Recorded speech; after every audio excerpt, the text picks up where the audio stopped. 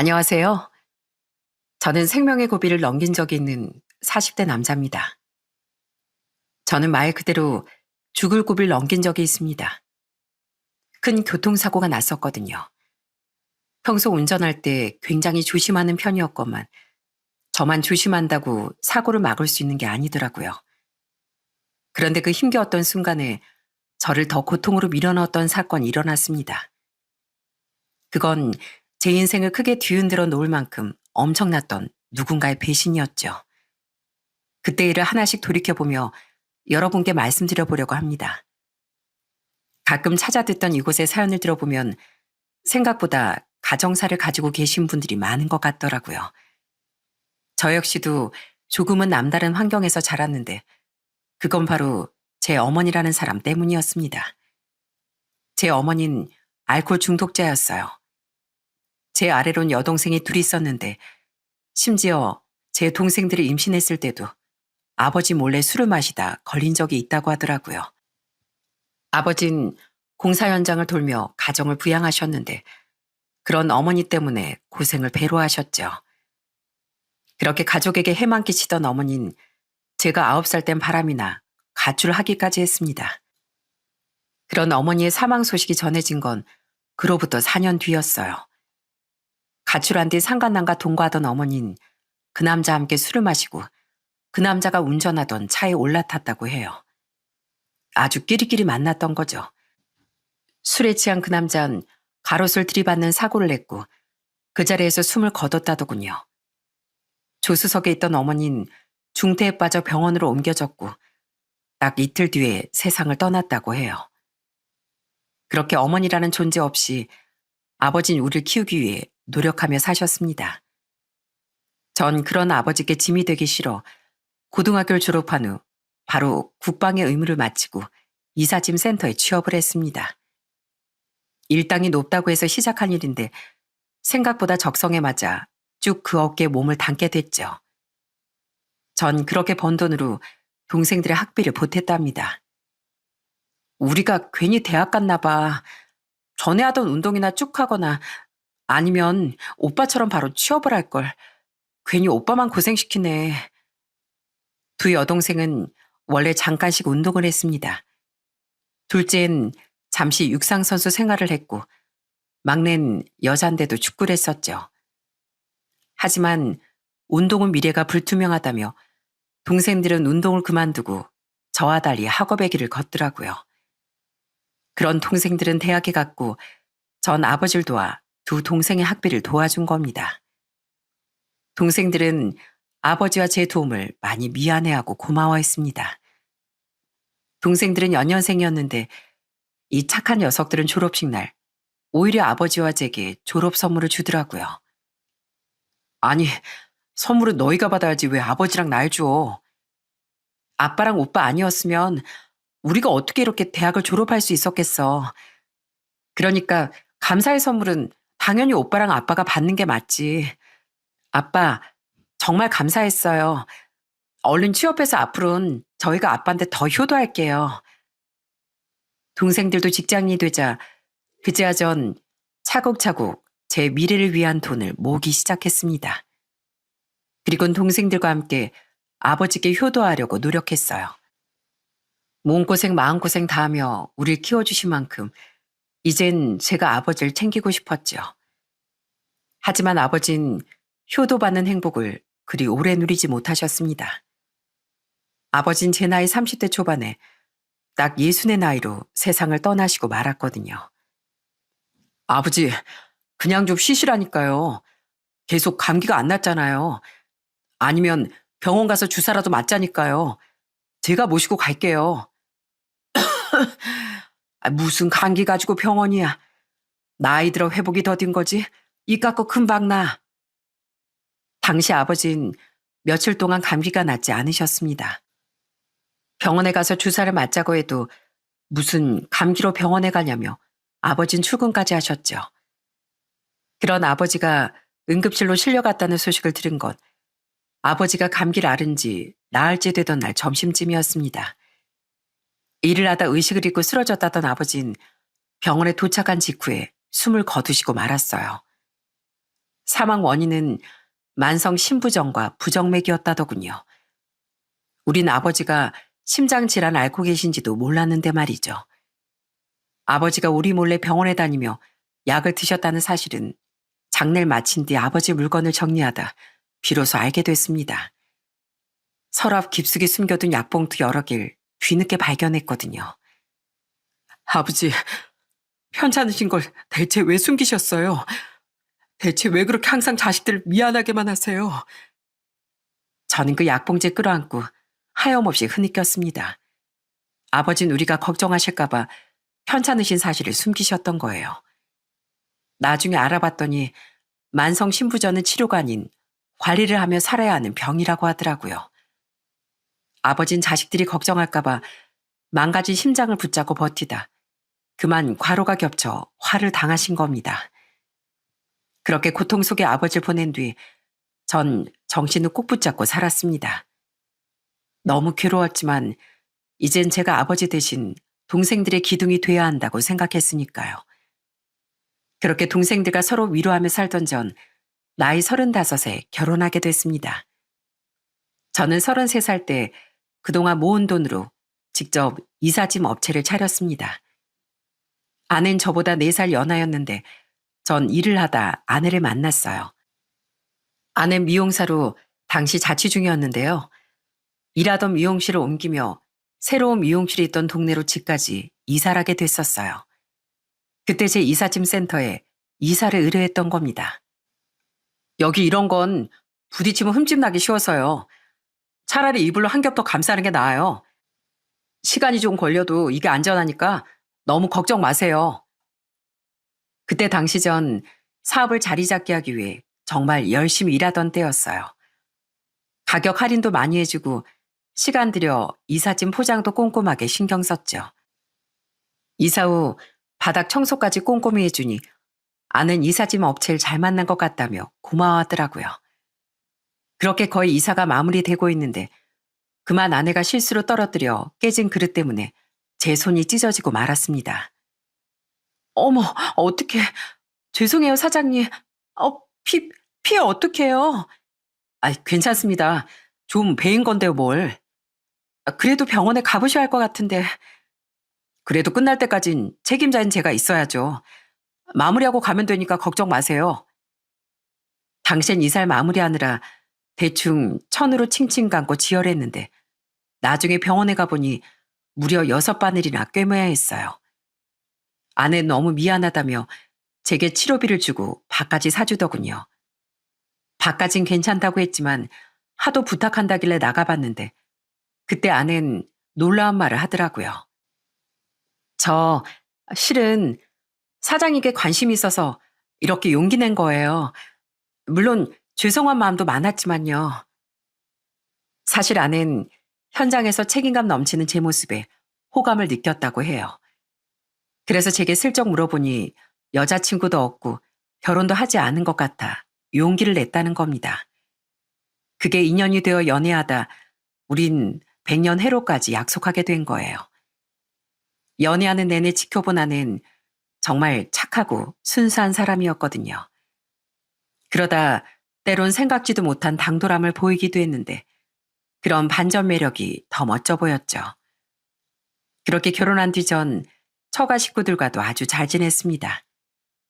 장인어른은 좀 무뚝뚝하긴 해도 좋은 분이었고 장모님도 평범한 분이었어요. 그런데 아내보다 2살 어렸던 처남이 유독 처음부터 절 잘 따르더라고요. 매영, 저 주말에 놀러 가도 돼요? 매영, 게임 하세요? 술은 좋아하세요? 토요일은 일하고 일요일은 오후엔 쉬어. 게임은 안 좋아해도 술은 좋아하지. 근데 처남, 왜 그렇게 나한테 궁금한 게 많아? 매영이랑 친해지고 싶어 그러죠. 전 매영이 너무 멋있단 말이에요. 누나 말고 매영이 제 친형이었으면 진짜 좋았을 텐데. 처남은 키도 크고 체격이 다부지던 저와 다르게 몸이 좀 허약하고 마른 체질이었습니다. 처가도 형편이 썩 좋진 않은 편이었는데 20살 때부터 미용업계에 뛰어들었던 아내처럼 처남도 대학에 가지 않고 바로 공장에서 일하기 시작했다고 해요. 처남은 몸이 허약해서 고생을 많이 했는데 그래서 저처럼 건장한 남자들을 동경했다고 하더라고요. 여동생밖에 없던 저로서도 그런 처남이 동생 같고 귀여워 잘 챙겨줬습니다. 그렇게 절 잘 따르던 처남은 주말에 한 번씩 절 도와 알바를 뛰기도 했어요. 저 빨리 돈 모으고 싶단 말이에요. 가서 일하면 저 일당 얼마 주실 거예요? 글쎄, 한 10만 원? 와, 매형 대박이다. 저도 미리 시세 다 알아봤는데 매형 이렇게 처남 등쳐먹기예요? 아휴, 알겠어. 그럼 20이면 되겠어? 콜입니다. 그럼 저 주말에 가서 열심히 일해볼게요, 사장님. 이렇게 착한 처남도 생기니 결혼 생활이 더더욱 즐거웠습니다. 그런 행복 속에서 아내와 전 연년생 아들과 딸을 낳았어요. 아내는 아이들을 낳으며 일을 그만두었고 전 가족을 위해 더 열심히 일했죠. 진심으로 고객을 대하니 의뢰도 많이 들어왔고 그만큼 매출도 많이 늘더라고요. 뭐 그래봤자 제가 떼돈을 번 건 아니었지만 최소한 가족 모두 넉넉히 먹이고 아이들을 마음껏 공부시키는 데 아무런 지장이 없는 정도였답니다. 아내는 대단하게도 화 한 번 내지 않고 아이들을 상냥하게 키웠어요. 그런 아내 덕에 아이들은 아주 착하게 자라줬고 전 좋은 엄마가 되어가는 아내에게 참 고마웠죠. 제 아이들은 어린 시절 제가 겪었던 상처 같은 건 받지 않길 바랬으니까요. 그렇게 시간이 흘러 아내는 둘째가 4살이 됐던 해부턴 다시 일을 하고 싶어 했습니다. 당연히 그래도 되지. 계속 일하던 사람이 얼마나 답답했겠어. 애들은 어린이집에 보내면 되니까 등하원은 번갈아 가면서 같이 시키자. 근데 여보, 나 이참에 아예 내 미용실을 차려보고 싶은데 당신이 좀 도와줄 수 있을까? 그때 아내는 흘끗 눈치를 살피며 자기 가게를 차리고 싶다고 하더라고요. 전 흔쾌히 그런 아내에게 미용실을 차려주었습니다. 아내는 신나서 이것저것 자리를 알아보다 저희 집에 걸어서 20분 정도 걸리는 상가 건물 1층에 미용실을 차렸습니다. 우리가 살던 아파트 외에도 주위에 아파트 단지가 하나 더 있었고 주택가도 인접해 있어 아주 위치가 나쁘지 않은 곳이었죠. 그만큼 보증금과 임대료가 싸진 않았지만 아내를 위해서라면 전혀 아깝지 않더라고요. 제가 돈을 많이 벌며 제일 좋았던 건 가족들을 마음껏 챙길 수 있다는 거였습니다. 두 여동생은 제가 결혼한 뒤 차례로 결혼을 했어요. 전 그런 동생들이 결혼할 때 각각 1,000만 원씩 주기를 해줬고요. 오빠, 우리 둘 다 돈 충분히 있어. 그동안 열심히 돈 모으기도 했고 아빠 돌아가시면서 남기신 돈도 있잖아. 아휴, 우린 오빠 결혼할 때 210밖에 못 해줬는데 이러지 마. 괜찮아. 그냥 받아.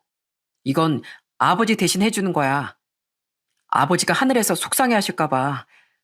오빠가 가정이 있어서 더 많이 해주긴 힘들지만 최소한 이 정도 보태줄 수 있어. 전 부담스러워하는 동생들에게 꾸역꾸역 그 돈을 쥐어줬습니다. 아내와 제 벌이 차이가 많이 났다지만 동생들에게 선뜻 큰 돈을 주라고 말해준 아내에게 고마웠어요. 그래서 처남이 결혼할 때도 꼭 똑같이 해주고 싶었죠. 그리고 저희 막내가 결혼한 뒤 처남도 드디어 결혼 이야기가 나왔는데요. 전 친동생이나 마찬가지였던 처남을 진심으로 축하해 주었습니다. 처남은 예비 처남 댁을 미리 저와 아내에게 인사시켜 줬는데 아주 잘 어울리는 한상이라고 생각했죠.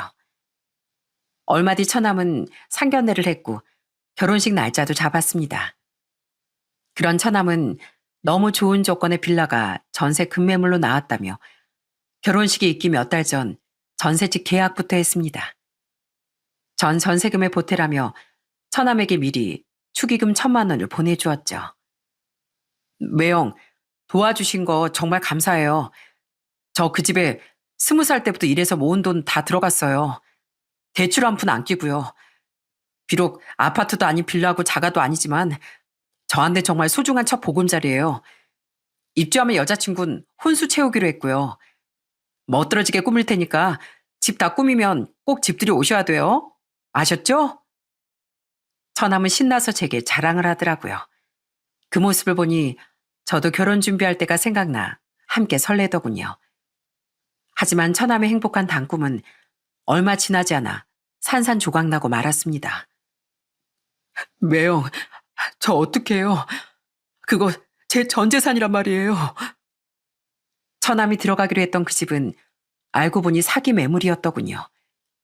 처남은 요즘 사람들이 많이 당한다던 전세 사기를 당했습니다. 집주인과 짜고 친 중개사의 세치에 넘어간 처남은 입주하기도 전에 잔금을 모두 치렀다고 해요. 그리고 입주 전날 알고 봤더니 그 집은 이미 경매에 넘어간 집이었다고 하더군요. 입주 전날 집주인과 연락이 끊겨 불안해 확인해 보니 이미 경매가 진행 중이었던 겁니다. 하지만 모든 걸 알아챘을 땐 이미 늦은 뒤였죠. 집주인과 중개사는 모두 잠적한 뒤였답니다. 경찰에 신고는 했지만 집주인도 중개사도 이미 잠적한 뒤라 수사는 사실상 진전이 없었어요. 그렇게 처남이 잃어버린 돈은 아무도 책임져 주지 못했죠. 처남은 그렇게 전 재산과 제가 보태준 1,000만 원까지 허무하게 잃게 됐어요. 처남은 순수하긴 해도 나름 꼼꼼한 사람이었는데요. 그런 처남이 당한 걸 보면 진짜 사기는 귀신에 씌어서 당한다는 말이 맞는 것 같더라고요. 저라도 더 신경 써줬으면 그런 사기는 막았을 텐데 하는 생각에 괜히 너무 미안하고 안타까웠습니다. 그런데 그 와중에 설상가상 처남은 파혼까지 당했어요. 매형, 어떻게 걔가 저한테 이럴 수가 있어요? 돈도 다 날린 마당에 무슨 결혼을 하냐고 그냥 헤어지재요. 사기나 당하는 저 같은 남잔 도저히 믿고 못 살겠대요. 계약할 땐 자기가 제일 좋다고 난리쳤으면서 인생에 왜 저한테만 이렇게 가혹한 거예요? 그런 처남을 위로하려 애썼건만 처남은 충격에서 곧잘 빠져나오지 못하더군요. 일할 정신 상태가 아니던 처남은 공장에 휴가까지 냈습니다. 그래도 차라리 그렇게 푹 쉬는 게 나을 것 같다고 생각했지만 그게 끝이 아니었더라고요.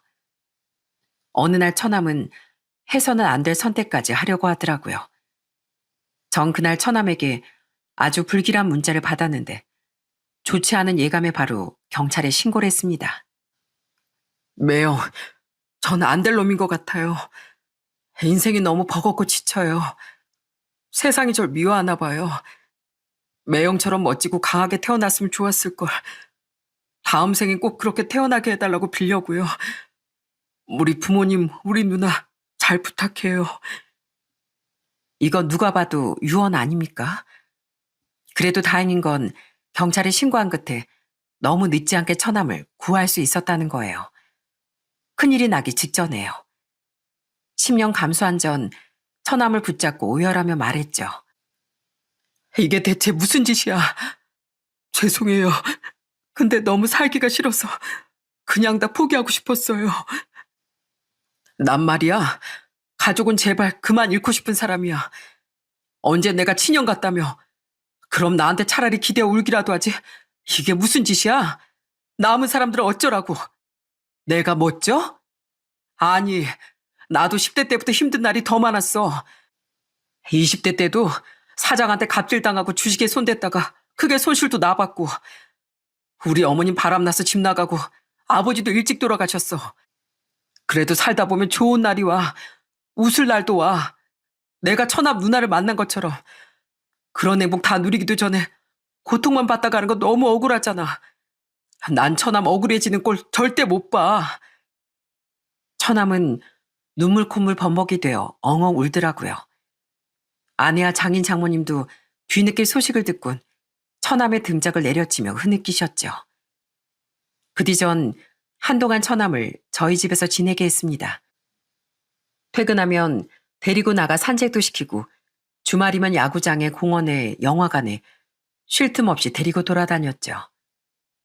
사람은 잡생각을 할 시간을 주면 안 돼. 피곤하면 잠이 오고 사람들 활기를 나눠받으면 내 몸에도 힘이 나.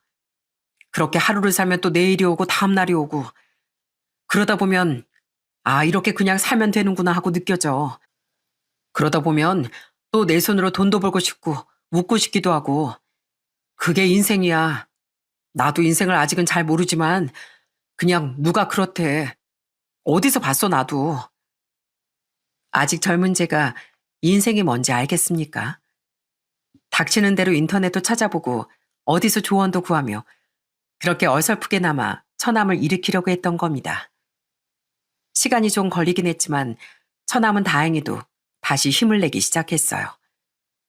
처남은 다시 일을 나가기 시작했고 저축도 처음부터 다시 시작하더라고요. 그제야 전 처남을 처가로 돌려보낼 수 있었답니다. 매영, 저 빨리 돈 모으고 싶은데 저 계속 매영 이삿짐 센터에서 투잡 뛰어도 돼요? 처남이 투잡도 뛰고 싶다기에 주말에 저 이삿짐 센터에서 알바도 계속 뛰게 해줬습니다. 그리고 같이 퇴근할 때마다 밥을 사 먹였고 지갑에 돈을 찔러주기도 했죠. 아내도 장인어른도 그런 제게 정말 고마워했습니다. 이런 사이 또 없다며 장인어른은 저만 보면 눈물까지 글썽이더라고요. 그런데 장모는 오히려 제게 서운해하더군요. 더 많은 걸 바라면서요. 자넨 돈도 많으면서 고작 해준다는 게 힘든 이삿짐 센터 일 시키는 거야? 돈을 더 주는 것도 아니면서? 차라리 얘한테 편의점이나 식당 같은 가게라도 하나 차려주지. 맨날 가족 하면서 참 통도 작네. 어머니, 매영 저 결혼한다고 했을 때 1,000만 원이나 해줬었어요. 그리고 다른 사람들도 있는데 저만 임금 차별하면 매영 곤란해지는 거 모르세요? 그리고 가게는 무슨 가게예요. 뭐든 하려면 제 힘으로 시작해야죠. 왜 말씀을 그렇게 하세요? 참 황당하지 않습니까? 감내놓으니 배노를 하는 꼴이었죠. 다른 가족들은 다 기막혀 했지만 장모는 턱을 치켜들며 미안하단 말도 하지 않더라고요. 실은 장모와는 갈수록 사이가 좀 틀어지고 있었어요. 결혼한 후 전 장인 장모님께 최대한 도리를 다하려고 노력했었어요. 장인어른이 허리를 다쳐 입원하셨을 땐 최대한 제 일까지 빼고 가서 수발을 들어드리기도 했고요. 처남은 직원 입장이라 스케줄 조정이 어려웠지만 그래도 전 사장이라 그게 가능했으니까요. 또 여자인 아내보단 힘도 세고 같은 남자인 제가 낫다고 생각했었고요. 또 한 번은 장모가 이모님들과 대만 여행을 다녀오신다고 했을 때 하도 이렇게 푸념하시기에 전 돈도 챙겨드렸습니다. 아유, 난 가서 손가락만 쭉쭉 빨고 있어야 돼. 비행기표랑 숙소값 보태는데 돈을 다 썼단 말이야. 언니랑 동생이 가자고 해서 가긴 하는데 아유, 형편이 이 모양이라 너무 서럽네. 장모님, 제가 200만 원 보내드릴 테니까 이모님들한테 밥도 사주고 하세요. 기왕 가시는 여행인데 돈 때문에 스트레스 받지 마시고요. 아이고, 역시 우리 사이밖에 없구만. 고맙네, 고마워. 제 앞에서 계속 그런 말을 하신다는 건 즉 돈이 필요하다는 말 아니겠습니까? 처음엔 얼마나 어려우셨으면 그러실까 싶어 흔쾌히 장모의 체면을 세워드린 겁니다. 전 두 분의 환갑잔치도 큰돈 들여 열어들었습니다. 그렇게 돌아가신 아버지께 해드리고 싶었던 것들은 정말로 다 해드렸죠. 그런데 장인어른은 그런 제게 고마워하신 반면 장모는 자꾸 제게 더 바라기만 하더라고요. 뭔가를 해주면 고마워하는 사람이 있고 더 바라는 사람이 있는데 장모는 후자였던 겁니다. 강서방, 자네 지중해 크루즈 여행이라고 들어봤나? 나랑 남편이랑 더 나이 들기 전에 그런 거 한번 가보면 손이 없을 것 같은데 내가 알아봤는데 한 1,000만 원, 아니 1,500이면 나랑 자네 장인 둘이 다녀올 수 있을 것 같네. 강서방, 내가 요즘 허리가 너무 끊어질 것 같네. 좋은 안마의자 하나만 집에 있으면 소원이 없겠는데 왜 요즘 광고 많이 하는 브랜드 있잖아. 한 500 한다나 그게. 자네 버리면 그 정도는 그냥 껌값 아닌가.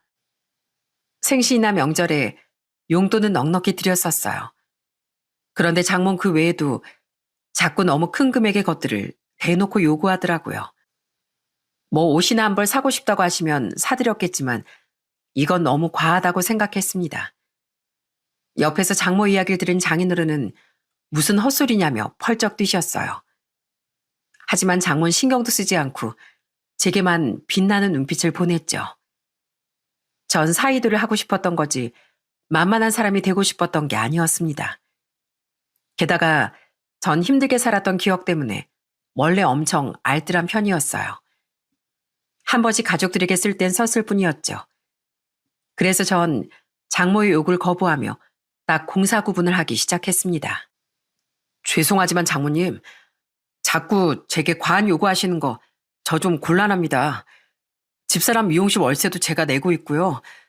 애들 둘 키우느라 저도 힘들어요. 제가 사업을 크게 하는 것도 아니고 그냥 작은 이삿짐 업체 하나 운영하는 것뿐입니다. 계속 장모님 부탁 거절하면서 불편해지는 거 저 너무 속상해요. 참나? 내가 부탁을 해봤자 얼마나 했다고? 자네 그렇게 안 받는데 아주 통이 작구먼. 아유, 더럽고 치사해서 안 하네, 안 해. 거기에 불만을 품은 장모는 제게 갈수록 퉁명스러워지더군요. 그래도 꾹 참고 무슨 날마다 용돈이나 선물을 챙겨드렸지만 좋은 소리도 제대로 듣지 못했죠. 그래서 장모는 처남의 일이 있을 때도 제게 저기를 드러냈던 겁니다. 아내도 장인어른도 처남도 그런 장모를 말렸지만 장모는 통 변할 생각이 없더라고요. 그래도 장모만 빼면 제 결혼 생활은 괜찮았습니다. 그렇게 결혼한 지 11년 정도 지난 어느 날이었어요. 어느 날 전 인생에 찾아온 최악의 고비를 맞이하게 되고 말았죠. 어느 주말 전 차를 몰고 친구 아버지 장례식장에 다녀오고 있었어요. 저거 왜 저래?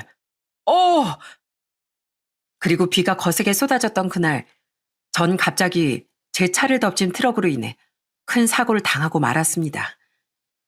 나중에 들은 얘기지만 깜빡 졸았던 트럭 운전사가 그만 신호를 위반해 버렸다고 하더군요. 뒤늦게 잠에서 깨어 제 차를 발견하고 핸들을 꺾었다는데 빗길에 바퀴가 미끄러져 제대로 컨트롤이 되지 않았다고 하더라고요. 마지막으로 다가오던 트럭의 불빛을 본 뒤 전 의식을 잃었습니다. 그리고 눈을 떴을 때 전 중환자실에 누워있더라고요. 그렇게 잠시 정신을 차린 전 다시 기절하듯 잠에 빠졌고 다시 정신이 들었을 땐 눈앞에 아내가 있었죠. 여보, 나 알아보겠어? 나야, 당신 아내. 여보. 그래, 나야. 나 진짜 당신 어떻게 되는 줄 알고 얼마나 무서웠는지 알아? 고마워. 이렇게 깨어나줘서 정말 고마워. 아는 중환자실로 절 면회로 왔던 겁니다. 그때 전 사고가 난 뒤 중태에 빠져 있었고 여세 만에 의식을 찾은 거라고 하더라고요. 생사의 길을 넘나들었던 전 의식을 찾은 후 빠르게 몸이 회복되기 시작했죠. 그런 전 깨어난 지 며칠 뒤엔 일반 병실로 옮겨졌지만 상한 곳이 많아 한동안 계속 입원 치료를 받아야 했습니다. 나 이제 당신 옆에서 안 떨어질 거야. 당신 없이 어떻게 사나 싶어서 정말 눈앞이 깜깜했단 말이야. 당신 또 나 떠날까봐 무서워, 여보. 나 이번 일로 당신 나한테 얼마나 소중한 존재인지 다시금 깨닫게 됐어. 미안해, 걱정시켜서. 미안한 줄 알면 빨리 나. 난 그거면 돼. 아내 미용실까지 닫고 계속 제 옆에 붙어 있더라고요. 아이들 때문에 집에서 왔다 갔다 하긴 했지만 그렇게 지극정성일 수가 없었죠. 많이 불안해하던 아내를 보니 너무 걱정을 시킨 것 같아 많이 미안했습니다. 저희 아이들과 여동생 네들이 찾아와 눈물 콧물 다 쏟아내고 갔던 건 말할 것도 없었고 장인 장모님도 몇 번이나 찾아와 절 걱정하시더라고요. 특히 장모한 사이가 많이 틀어졌다고 생각했는데 그래도 제 걱정을 해주시는 모습을 보고 감사한 마음이 들더라고요. 그래도 우리가 가족이구나 싶었거든요. 마지막으로 처남은 정말 매일같이 절 보러 왔습니다. 주로 아내가 애들을 돌보러 집에 간 저녁 시간대 공장에서 퇴근하는 길에 들렀죠. 아니 처남, 나 이렇게 무사히 깨어났잖아. 왜 자꾸 올 때마다 죽상이야. 며칠을 울기까지 하더니만. 그냥 너무 죄송해서. 뭐가 죄송해. 처남이 사고를 낸 것도 아닌데 사고 낸 운전자가 나한테 사과로 왔을 때도 처남처럼 죄인 같은 표정은 아니었어. 근데 그 사람 진짜 운이 좋더라. 난 목숨까지 잃을 뻔했는데 그 사람은 다리 하나 팔 하나 부러지고 얼굴 좀 찢어진 걸로 끝났으니까 말이야. 그런데 처남의 모습이 좀 이상하더라고요. 자기가 잘못한 것도 없는데 자꾸 미안하단 말을 하고 무슨 죄진 사람 마냥 고개를 못 들더라고요. 그리고 제가 일반 병실로 옮겨진 지 일주일쯤 지났을 때 처남은 제게 충격 고백을 했습니다. 매영, 실은 저 죄인 맞아요. 그래선 안 됐는데 이 말을 어떻게 꺼내야 하나 싶어서 계속 말을 못 드렸거든요. 뭐? 그게 무슨 말이야? 무슨 말을 못했다는 거야? 실은요, 매영. 우리 누나 그동안 바람 피우고 있었대요. 매영 사고 나고 이틀 뒤에 집에서 어머니랑 누나 가는 말을 우연히 들었었어요. 이것 좀 들어보세요. 뭐? 누가 뭘 어째? 생각지도 못한 처남의 말에 입을 떡 벌리다 찢어진 입가가 따가워 깜짝 놀랐습니다. 정말 제기가 잘못된 줄 알았어요. 그 착한 아내가 바람이라뇨. 하지만 처남이 휴대폰을 꺼내 들려준 음성 녹음 파일을 듣고 제 표정은 점점 굳고 말았죠. 강서방이 설마 깨나진 않겠지? 내가 보기엔 틀린 것 같아. 경갈 지켜봐야 알겠다는데 인터넷 좀 찾아보니까 이러다 못 깨어나는 사람도 많대, 엄마. 아, 제발. 이대로 그냥 애 아빠가 편하게 갔으면 좋겠어. 그럼 난 자연스럽게 남편 재산도 다 차지하고 남편 보험금도 손아귀에 줄 수 있잖아. 그걸로 우리 정국 씨랑 새 출발할 거야. 그 학원 원장 이름이 정국이야? 서정국. 이름도 멋지지? 우리 애들이 그러는데 수업할 때도 엄청 친절하고 멋지대. 내가 남편 만나기 전에 그 사람을 먼저 만났어야 했는데 너무 아쉬워. 근데 이제라도 맺어질 수 있을 것 같아서 얼마나 다행이야. 남편이랑 애들 몰래 만나는 것도 불안하고 지겨웠는데 그 생활도 이제 끝이야. 진짜 조마조만 8개월이었다니까. 그 안에 녹음되어 있던 목소린 정말 아내와 장모의 것이 맞았더군요. 그리고 아무리 들어봐도 아내는 정말 바람난 것도 맞더라고요. 아내와 장모는 제가 죽기만을 바라고 있었던 겁니다. 더 충격적이었던 건 학원 원장이란 그 상간남의 정체였어요. 그 사람은 바로 아내의 미용실 있는 상가 건물 2층에서 영어 학원을 운영하던 원장이었거든요. 심지어 그 학원엔 저희 애들도 다니고 있었는데 아내는 더럽게도 아이들 코앞에서 그런 짓을 벌이고 있었던 겁니다. 아는 1년 전쯤 그 원장에 대한 얘기를 제게 처음으로 했었어요. 우리 건물 2층에 작년에 영어학원이 생겼거든. 거기 원장님이 나랑 나이 비슷한 젊은 남잔데 가끔 우리 가게 머리 자르러 와. 사람 엄청 젠틀하더라. 그래서 좀 친해졌어. 아, 그래? 우리 애들 그 학원에 보내볼까? 원장님 말고 다른 교사도 2명 있다는데 그 원장님도 직접 가르친대. 학력이나 그런 거 보면 믿을 만한 것 같은데 우리 애들도 거기 보내면 좋을 것 같아. 지금은 수학학원만 보내고 있잖아. 그 뒤 제게 아이들을 그곳에 보내고 싶다기에 전 당연히 그러라고 말했었습니다. 설마 애들 보내는 학원 원장과 눈이 맞을 거라고 누가 생각이나 했겠어요? 너무나 큰 충격에 손이 덜덜 떨려오는데 더 충격적인 건 그 다음에 들려온 내용이었어요. 근데 강서방 죽으면 보험금 얼마나 나온대? 그게 있지, 엄마? 재해 사망이라 보험금이 4억까지 나온대. 거기다 가해자 측에서도 보험금 나온다는데 그것도 몇 억 될 거래. 남편 재산이랑 그거 다 합하면 나랑 그 사람 인생 완전 피는 거야. 그 사람 요즘 학원 경영도 어렵다는데 그것도 내가 도와줄 수 있잖아. 남편한테 미안하지만 나 완전 땡 잡은 거야, 엄마. 남편이 돈이 많으니까 이혼할 생각은 없어서 아쉬웠는데 이렇게 일이 잘 풀릴 줄 누가 알았겠어? 아유, 그러게. 아무튼 강서방 참 마음에 안 들었는데 강서방 돈만 남고 강서방은 사라진다니 나도 좋다. 좀 매정해 보이긴 하지만 난 강서방 영 불편했어. 내가 곧 세사히 보게 해줄게. 기대, 엄마. 아, 남편 묘자를 어떻게 해야 되나? 납골당을 알아볼까? 아니면 수목장 같은 것도 한다던데 그게 더 남편한테 진심이었던 아내처럼 보이려나? 사람들이 내가 너무 좋아하면 의심할 거 아니야. 아낸 장모와 함께 제 묘자리까지 알아보고 있더군요.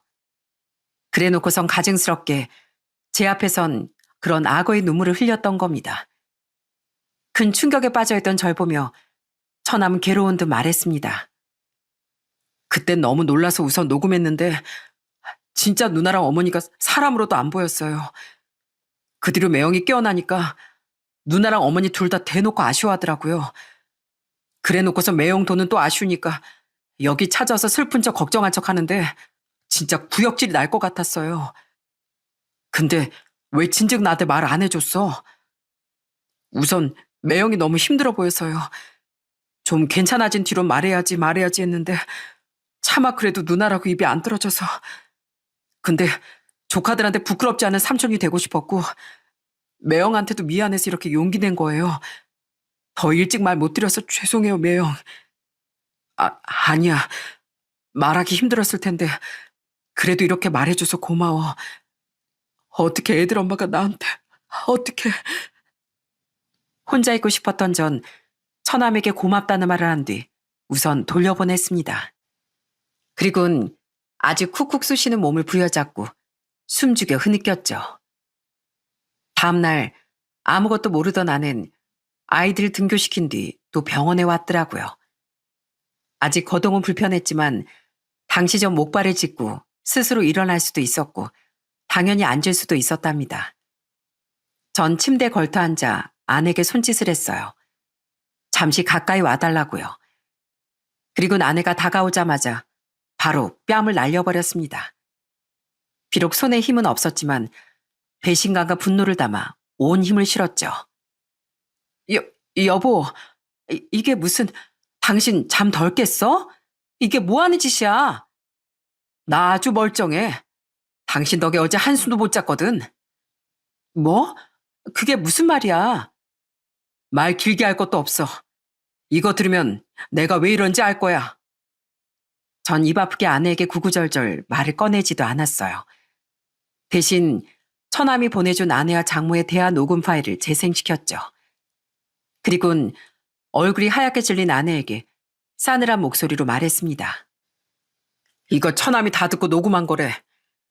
처남이 꼭 자기가 나한테 알린 거라고 말해주라더라.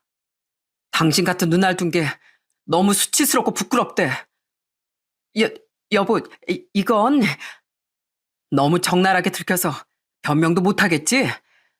엄마란 사람이 애들 선생이랑 이런 더러운 짓거리를 해? 내가 차려준 미용실에서 만난 놈이랑? 아니, 최소한 당신이 사람이라면 내 목숨이 왔다 갔다 할 때 죽으라고 빌지 말았어야지. 내가 당신이랑 당신 부모한테 어떻게 했는데 어떻게 날 이렇게 처참하게 배신할 수가 있어. 미안해, 여보. 내가 잠깐 제정신이 아니었나 봐. 잘못했어. 한 번만 용서해줘. 그 상황에 아내가 더 무슨 변명을 할 수 있었겠습니까? 아낸 바로 무릎을 꿇고 싹싹 빌기 시작했어요. 분명 전날까진 천사처럼 보였던 아내 얼굴이 그 순간엔 너무 추악한 악마처럼 보이더라고요. 전 눈물을 흘리며 저주하듯 말했습니다. 용서? 내가 죽기를 간절히 바랬던 걸 용서해줘? 아니면 내 재산, 내 보험금 가지고 그놈이랑 새 출발하던 거? 이것들 중에 사람이라면 용서할 수 있을 만한 일이 있기는 한 거야? 그게 없지? 내 엄마란 사람이 어떻게 집을 나가고 최후를 맞이했는지, 내가 어떤 상처를 안고 살았는지 아는 당신이 설마 나한테 이런 상처를 줄 줄은 꿈에도 몰랐어. 당신은 내 돈이 그렇게 탐났던 모양인데 이젠 다 틀린 거 알지? 그러니 당장 내 인생에서 꺼져. 그리고 영원히 천벌받으면서 살아. 난 자다가도 당신 저주할 거고 눈 감고 뜰 때까지 당신하고 그놈이 불행하라고 빌 거야. 당신은 행복하게 살 자격 자체가 없는 사람이니까. 걸려도 빠져나갈 구멍이 어느 정도 있어야 구구절절 매달릴 거 아닙니까? 아낸 차마제게 그러지도 못하고 용서해달란 말만 반복하더라고요. 저는 피눈물을 철철 흘리며 아내에게 힘겹게 목발을 휘둘렀어요. 그러자 다치는 건 또 무서웠는지 아내는 이내 도망치듯 나가버렸죠. 처남에게 모든 이야기를 들었는지 그 뒤 장인어른이 장모를 끌고 제 병실로 찾아오셨더군요. 장인은 장모를 무릎 꿇린 뒤 제게 사과하셨어요. 강서봐, 승준이가 나한테 그 빌어먹을 녹음 파일 다 들려줬네. 내가 진짜 자네한테 부끄러워서 기함을 했어. 정말 미안하네, 미안해. 당신 빨리 사과 못해? 미안하네, 강서봐. 우린 승준이가 그걸 듣고 있을 거라곤. 안 듣고 있었으면 그런 작당물 해도 됩니까? 그건 아닌데.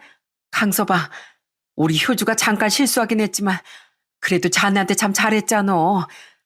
누구나 실수는 하는 법인데 한 번만 넘어가 주게. 애도 충분히 반성하고 있을 거야. 사람한테 해를 끼쳐놓고 반성하면 끝난다고 누가 그럽니까?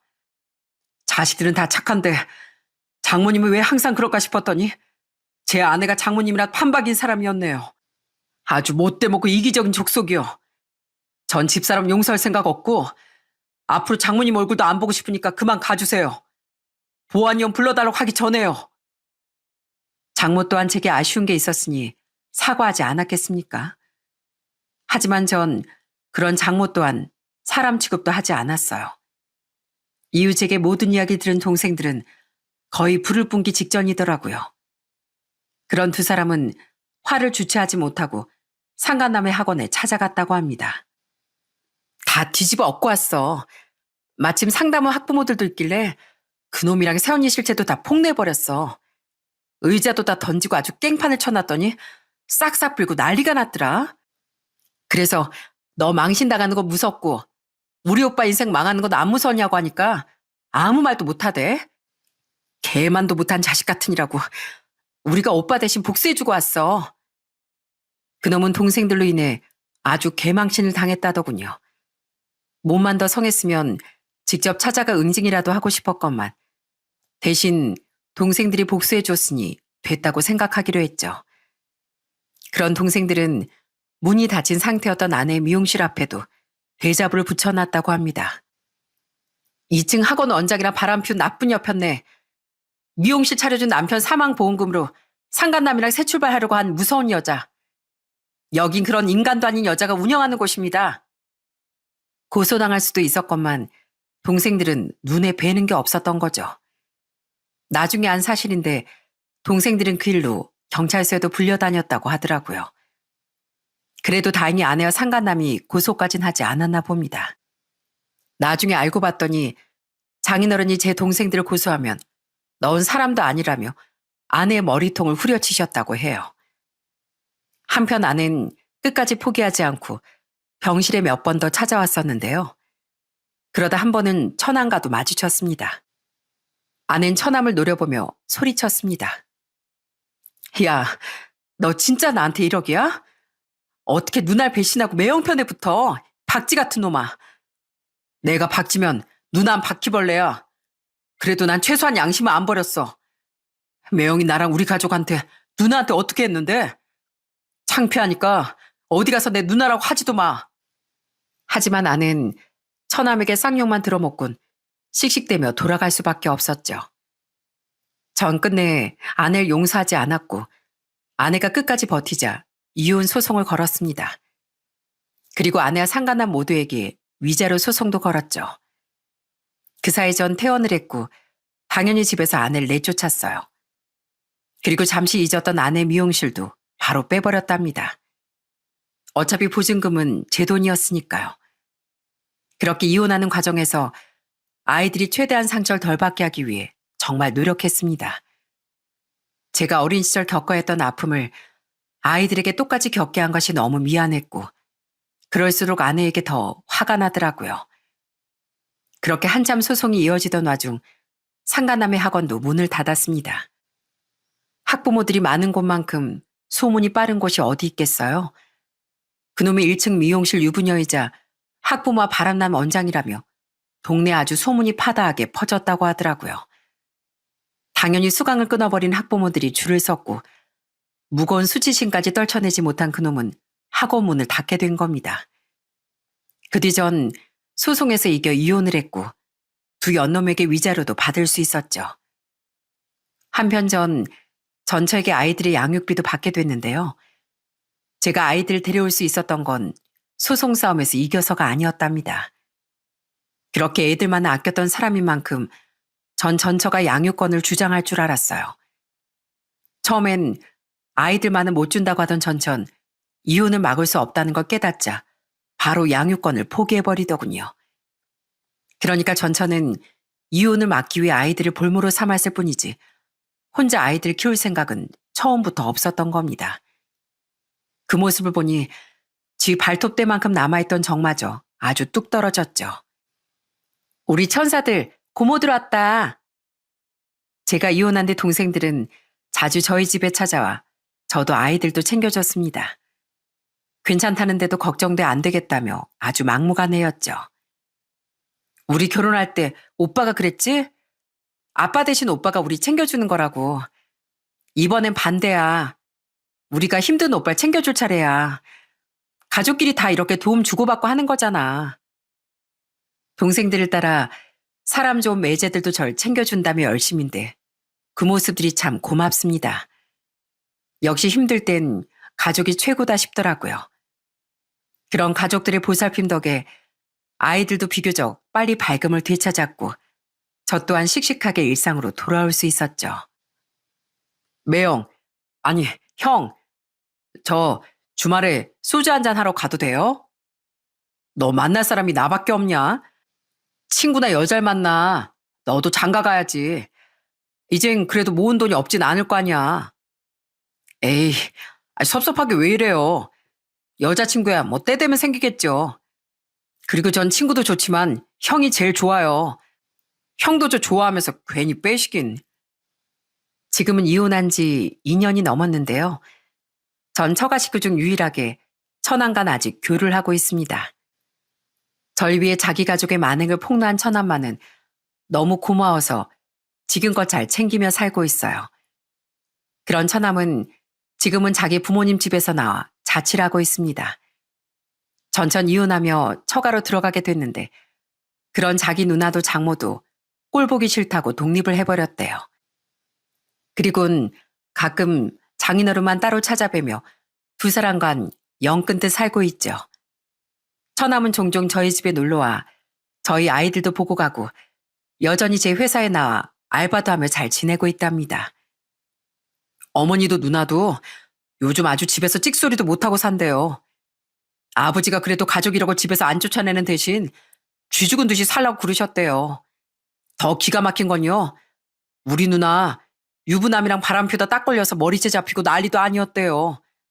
아유, 진짜 갈수록 왜 그러는 건지 아주 이해가 안 간다니까요. 한편 처남에게 들은 전처의 소식은 한심하기 짝이 없더군요.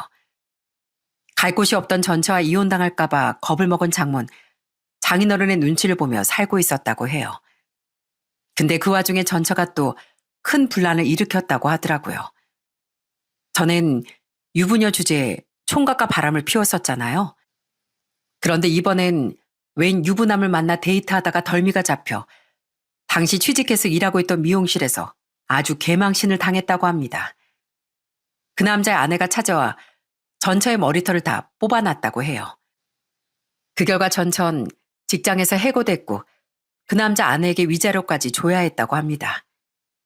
그 유부남은 자기 아내에게 싹싹 빈 결과 용서를 받았다는데 결국 전처만 낙동강 오리알이 됐던 거죠.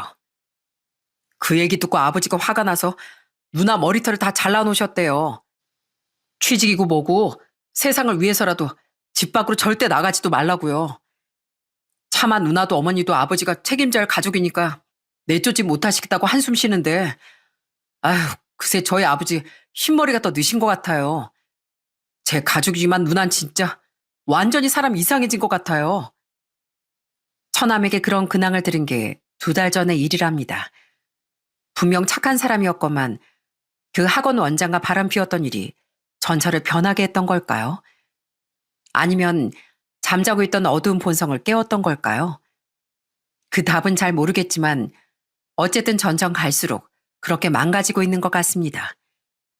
그래도 저희 아이들의 엄마인데 아이들을 위해서라도 최소한 정상인으로서의 삶을 살았으면 좋겠다는 생각입니다. 비록 이렇게 생명의 고비를 넘기며 큰 아픔을 겪었지만 그럼에도 불구하고 전 잘 지내고 있어요. 제 이삿짐 업체도 순항 중이고 동생들과 처남과도 우애 있게 잘 지내고 있죠. 무엇보다 아이들이 건강하고 밝게 자라주고 있어 너무 고마울 따름입니다. 더 다행인 건 비록 이혼했다곤 하나 제게 아이들을 넉넉히 키워줄 수 있는 경제력이 있다는 겁니다. 전 앞으로 이혼의 상처는 있고 아이들을 잘 키우는 데만 온 힘을 쏟으며 살아가려고 해요. 비록 힘든 나날이 있긴 했지만 그래도 아이들이 곁에 있는 한 여전히 제 세상은 밝고 눈부실 겁니다. 그 아름다운 세상을 계속 지켜나가기 위해 저 아주 열심히 살아가 보려고요. 누군간 제게 일어난 일을 마냥 가엾게만 여기기도 하는데요. 저도 처음엔 많이 고통스러웠지만 나중엔 오히려 저나 위복이었다는 생각도 들더라고요. 제게 사고가 일어나지 않았더라면 전처의 바람은 드러나지 않았을 겁니다. 들키더라도 더 먼 훗날에 들켰겠죠. 결국 전 생명의 고비를 넘긴 덕에 아내의 실체를 알 수 있었고 그로 인해 제 인생에서 배신자를 몰아낼 수 있었네요. 그런 걸 보면 세상에 마냥 나쁘기만 한 일은 없는 것 같습니다. 무슨 일이든 바라보는 관점에 따라 받아들이는 태도도 달라질 수 있는 거더라고요. 그러니 만약 혹여 저처럼 충격적인 일을 겪은 분이 계시다면 여러분도 너무 시리에만 빠져 계시지 마시기 바랍니다. 지금의 위기는 관점에 따라 또 다른 기회가 될 수도 있고 내 인생의 전환점이 되어줄 수도 있는 거니까요. 그렇게 긍정적으로 생각하며 여러분의 삶이 보다 더 밝고 나아지셨으면 좋겠습니다. 그럼 전 여기서 이만 사연을 마무리할게요. 들어주셔서 감사합니다.